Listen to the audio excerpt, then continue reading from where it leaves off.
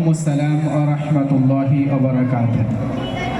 আমরা পুনরায় ফিরে আসছি কোরআনে কারীমের গ্রামার থেকে প্রশ্ন করার জন্য। হরফে কলকলা কয়টি? হুরফে কলকলা 5টি। কি কি? কফ তো বা জিম দাল। জাযাকাল্লাহ। হরফে মুস্তাআলিয়া কয়টি? 7টি। কি কি? খ ছ জ কইন ট কফ জ।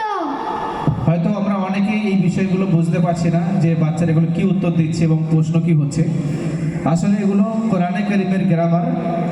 তো যারা গ্রামার সম্পর্কে অবগত আছেন তারা নিশ্চয়ই বুঝতে পারছেন যে এগুলো কি। কোরআনে কারীমকে সহি শুদ্ধ পড়ার জন্য এই সমস্ত গ্রামার জানা আবশ্যক। এছাড়া কোরআনে কারীমকে সহি শুদ্ধ পড়া একেবারে সম্ভব নয়। এই জন্য বাচ্চাদেরকে এই সমস্ত গ্রামার এবং নিয়ম কানুন শেখানো হয়। সূরা নাসর। আউযু বিল্লাহি মিনাশ শাইতানির রাজীম। বিসমিল্লাহির রাহমানির রহিম।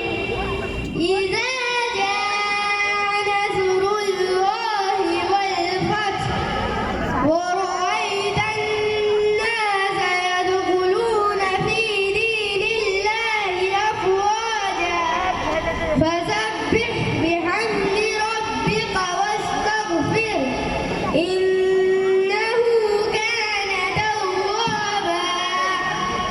এই সূরাটি কোথায় অবতীর্ণ হয়েছে?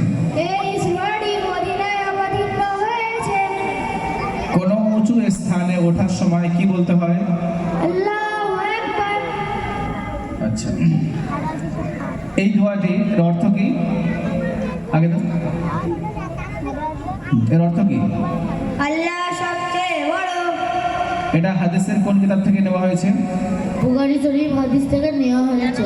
জাযাকাল্লাহ খাইর। নিচে নামার সময় কি বলতে হয়? সুবহানাল্লাহ। এটা হাদিসের কোন কিতাবে আছে? বুখারী শরীফ কিতাবে আছে। কত নম্বর হাদিস?